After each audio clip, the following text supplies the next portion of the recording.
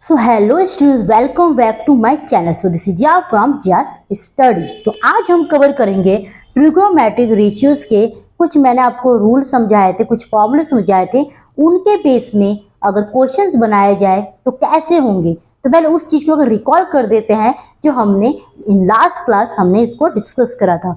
तो मैंने यहाँ लिखा था पंडित बद्री प्रसाद हर हर बोले, ये मैंने आपको लिखवाए थे, राइट।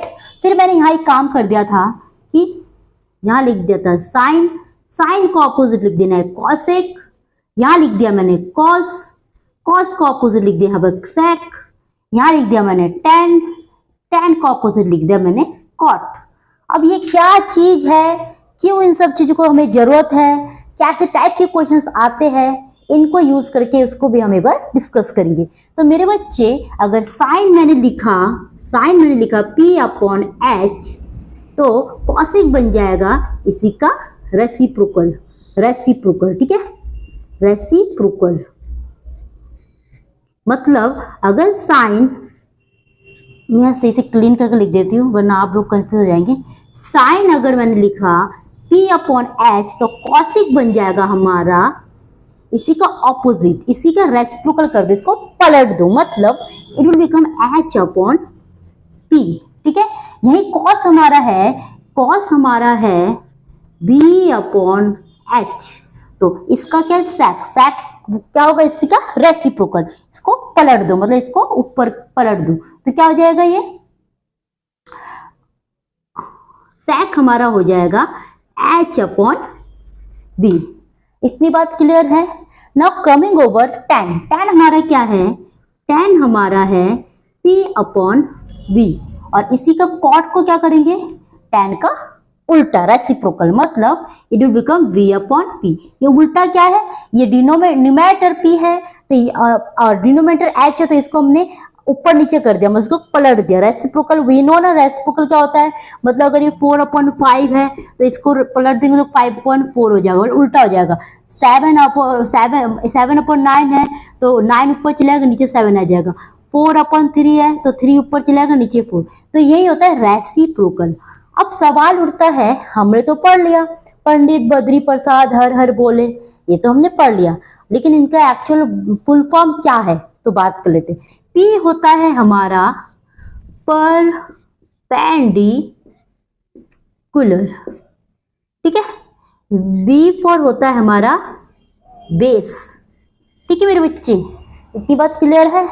नाउ H हमारा होता है हाइपोटेन्यूस, हाइपोटेन्यूस, ठीक है, इतनी बात क्लियर। इन तीनों का डिनोट किया गया था, P for perpendicular, B for base, H for hypotenuse. तो यहाँ हम पूरा कंप्लीट वर्ड को नहीं लिखते, इन शॉर्ट P लिख देते, पंडित बद्री प्रसाद हर हर बोले, ठीक है। अब इन्हीं को यूज करने के लिए पहले इसको हम इसे प्लेसिंग तो कर दे, कहाँ पर क्या होता है। तो मेरे बच्चे, एक मैंने ट्राइंगल लिया, ठीक है, एक मैंने ट्राइंगल लिया, फिर मैंने यहाँ लिख दिया A, फिर मैंने लिख दिया B, यहाँ लिख दिया C। चीजों को समझो, जिस चीज में ये जो हाइपोटेन्यूस, जिस चीज में परपेंडिकुलर खड़ा हो रखा है, जिस बेस में ये बेस है ना, इस बेस के ऊपर ये परपेंडिकुलर बना हुआ है, तो मतलब ये वाला पार्ट क्या बन गया हमारा बेस।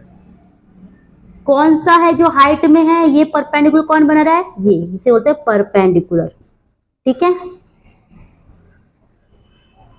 और ये हो गया हमारा हाइपोटेन्यूस, मतलब हम कह सकते हैं ए बी हमारा है परपेंडिकुलर, ठीक है, बी सी हमारा है बेस, क्लियर ना। ए सी हमारा है हाइपोटेन्यूस, इतनी बात क्लियर है। अब इनको यूज करके क्वेश्चंस बनता है, वो कैसे बनता है वो भी हम देखते हैं। उस क्वेश्चंस के टाइप को हम लिखेंगे टाइप 1, ठीक है, टाइप 1।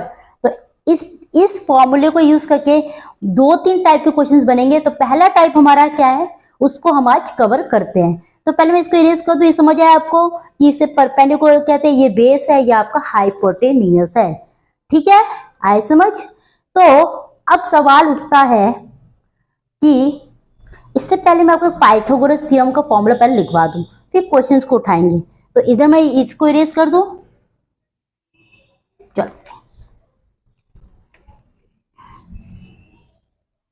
यहां लिख दो